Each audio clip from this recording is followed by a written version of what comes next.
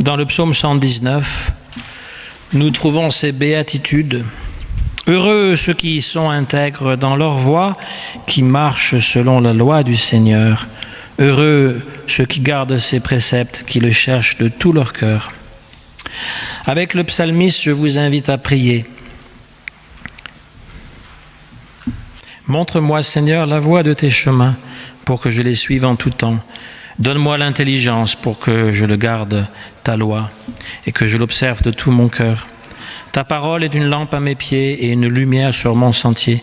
Tu es mon asile et mon bouclier. Je m'attends à ta parole. Amen. Nous allons lire maintenant l'évangile du jour en Matthieu.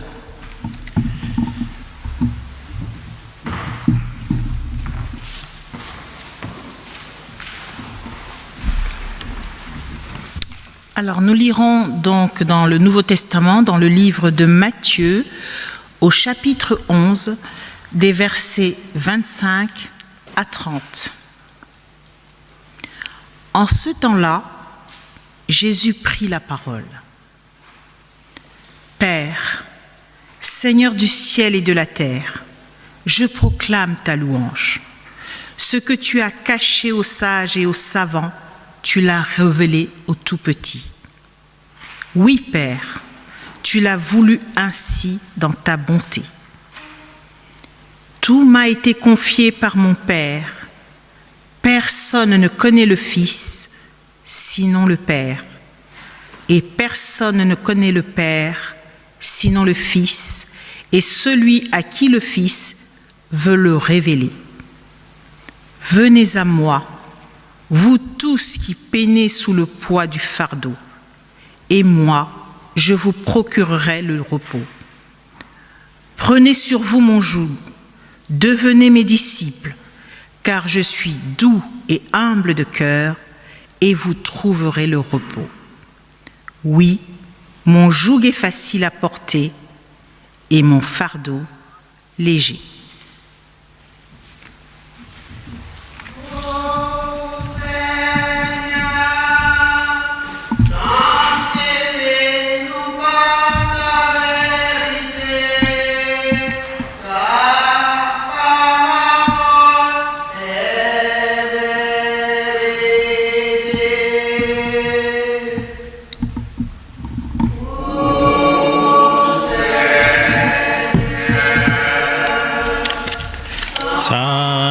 Sanctifie-nous par ta vérité.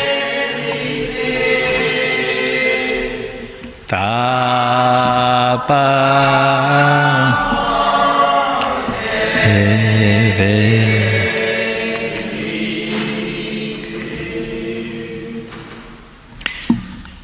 Prenez sur vous mon joug, dit Jésus.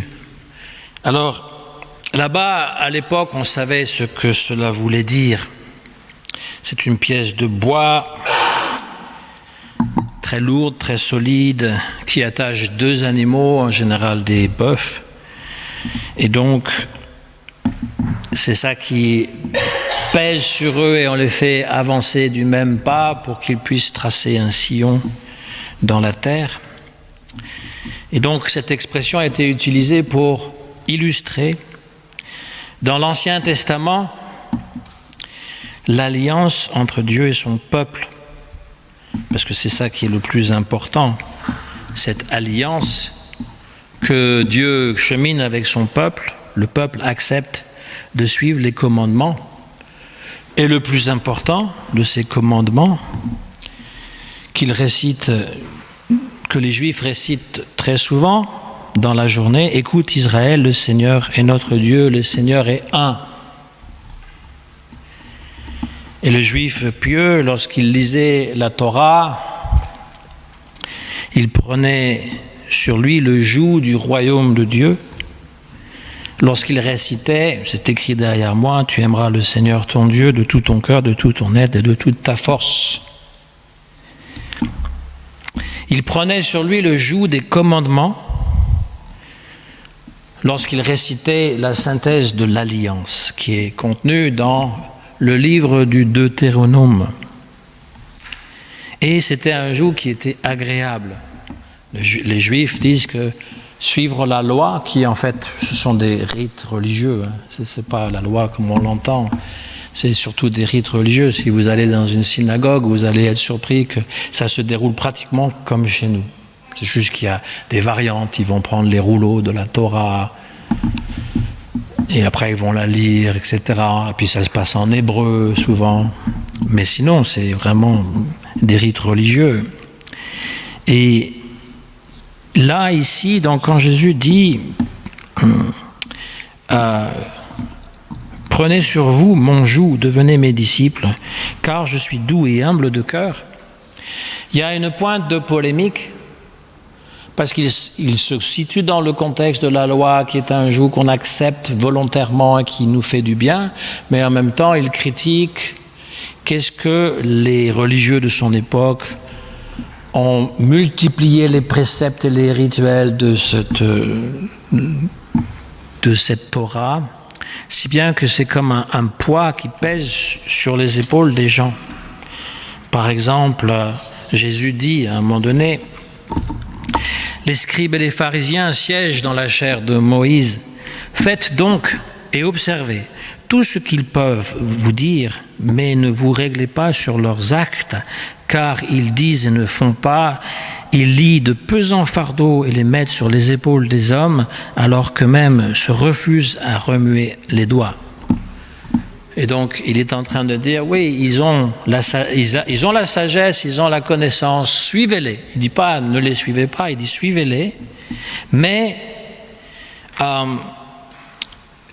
ne vous réglez pas sur eux, ne les imitez pas, parce qu'ils disent, mais ils ne le font pas. Donc, il est en train de dire à ses disciples, vous suivez ce que je vous dis, en gros. Et ce que je vous dis, c'est plus simple. C'est beaucoup moins lourd que ce qu'on vous demande de faire. Ce n'est pas toutes sortes de règles, toutes sortes de normes qu'il faut suivre. Ce n'est pas des choses qui sont pénibles parce que ça multiplie à l'infini. C'est simplement d'accepter de vivre avec amour, d'être capable de sentir qu'on peut en recevoir et d'être capable d'en donner. Et toutes les relations humaines, en fait, occupent la plupart de nos journées. On a des relations avec les autres. Ces relations ne sont pas toujours faciles parce qu'il y a des personnalités différentes, il y a des opinions différentes, il y a des religions différentes, et même dans les mêmes religions, il y a des interprétations différentes. Mais si on pouvait apprendre à vivre ensemble, ce n'est pas un projet sociétal uniquement, c'est le projet que Dieu a marqué, c'est l'alliance que Jésus donne en disant, ben voilà, essayez de développer cet amour pour tous les êtres vivants, pour tous vos confrères, toutes vos consoeurs. Mais il faut que vous ayez ça dans votre cœur. Il faut déjà que vous ressentez cet amour dans votre cœur. Parce que si vous n'êtes pas capable de recevoir l'amour, de vous sentir aimé, eh bien vous ne pourrez pas aimer les gens qui sont autour de vous. Et là, il dit, je suis doux et humble de cœur. Cette douceur, ce n'est pas ce que la société de consommation nous présente, la bonté, la douceur. Dans la société de consommation, ce sont des défauts. Ça veut dire une faiblesse. Il faut être agressif, compétitif. Il faut pouvoir tirer son épingle du jeu. Il faut être malin pour pouvoir faire de l'argent, pour avoir des astuces, pour pouvoir se vendre. Et donc les qualités de douceur et d'humilité sont des qualités qui sont considérées comme des faiblesses dans notre société moderne. Et Jésus, lui, se présente comme cette personne qui est douce et qui est humble. Alors ça ne veut pas dire qu'il était efféminé. Ce n'est pas du tout ça que ça veut dire. Aujourd'hui, peut-être qu'on qualifie ça d'efféminé, mais c'est d'avoir cette connaissance de l'être humain à tel point qu'il voit la vulnérabilité de chacun et qu'il ne va pas mettre davantage de poids sur son épaule. Il va dire, je vais enlever ce fardeau, tu peux le déposer à mes pieds. Et la référence avec ce que l'on a lu chez le prophète Zacharie en ouverture, eh bien, c'était le roi qui est le Messie qui vient, n'est-ce pas? Et sa mission, il vient humble, monté sur un âne tout jeune. et il fera disparaître les chars de guerre, les chevaux de combat. Il brisera l'arc de guerre, il proclamera la paix aux nations. Le Shalom, la ville de Jérusalem, c'est Yerushalom, la ville de la paix. Et donc on souhaite la paix, Shalom Aleichem, ça veut dire la paix soit avec vous, c'est la même chose en arabe, Salam Aleichem, Salam Aleikum, c'est la même chose en hébreu, en arabe. On vous souhaite la paix et on répond que la paix soit avec vous. Et donc cette paix, elle est difficilement concevable avec l'intelligence humaine. L'intelligence humaine, ça va être plutôt la conquête. Comme je l'ai dit, c'est toujours basé sur les mêmes choses. La compétition, la conquête. Donc un chef de guerre comme Napoléon, comme Alexandre le Grand, Louis XIV, eh bien ce sont des chefs qui ont été à la fois admirés et craints. À leur époque surtout.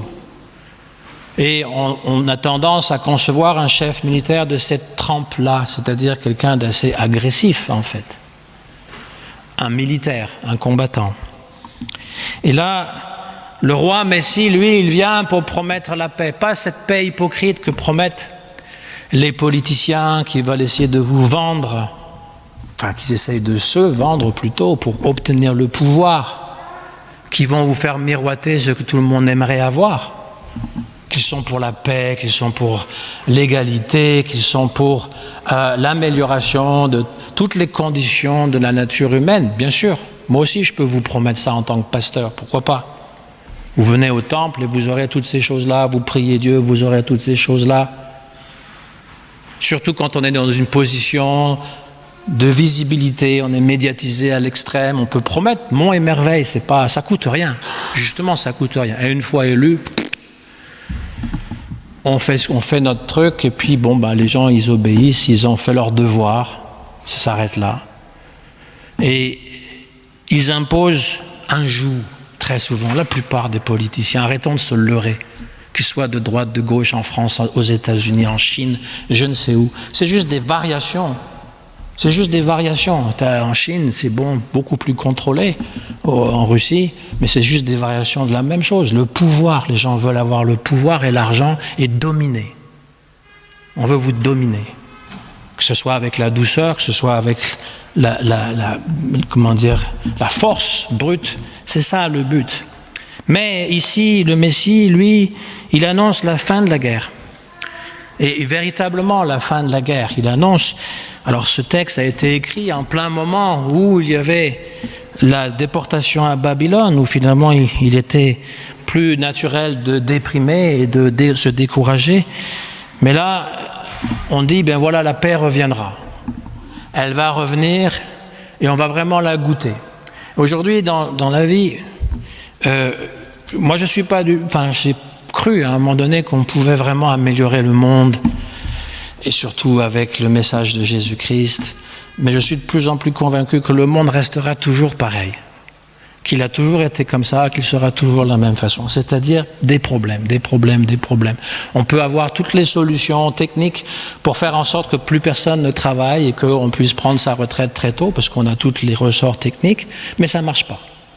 Ça ne marche pas, et ça ne marchera jamais. Parce que l'homme est l'homme. Enfin, l'homme, la femme, c'est pareil. C'est-à-dire qu'on est dans le... C'est pas pareil dans les genres, hein, on s'entend bien. C'est pareil dans le sens que j'inclus l'homme et la femme. Et que cette idée, donc, qu'on peut trouver la paix, c'est seulement dans notre cœur. C'est seulement là qu'on peut la trouver, même au cœur des pires situations. La maladie, la guerre. C'est vrai. On peut la trouver dans notre cœur. Et ça, c'est le royaume de Dieu. D'ailleurs, c'est ce que disait Paul, que c'est à l'intérieur de vous, cet esprit est à l'intérieur de vous. Vous êtes le temple. Il le dit, parfois, il dit, vous êtes le temple de Dieu. Dieu habite à l'intérieur de vous. Et quand on se connecte à cela, bien, on est connecté à la vraie source de la vie, de l'amour, de tout ce qu'on peut désirer, d'ailleurs. Pas dans l'esprit d'avoir des biens matériels pour consommer davantage ce que la société nous propose à profusion, mais pour trouver la paix. Mais je n'ai plus besoin de tout ça. Je n'ai pas besoin du dernier téléphone, je n'ai pas besoin d'avoir toutes ces gadgets. Je peux vivre tranquille, c'est ça aussi. Prenez sur moi le joug qui est vraiment léger, mais vous en avez un plus lourd à porter, déposez-le devant moi, dit Jésus. Et moi, je vous donnerai cette paix qui fera que vous obtiendrez aussi la joie. On ne peut pas avoir de la joie quand on n'est pas en paix avec soi-même, en paix avec son histoire, en paix avec les autres autour de nous, en paix avec le monde, en paix avec Dieu, parce que souvent, tout est relié. Quand on est en colère contre Dieu, c'est parce que dans notre vie, ça va pas bien et on n'est pas en paix. Et Jésus est là pour nous donner la paix. Et nous avons juste à répondre à l'appel et nous pourrons connaître cette paix et cette joie. C'est ce que Jésus demande. Il dit, devenez mes disciples, devenez des chrétiens. Au nom du Christ, Amen.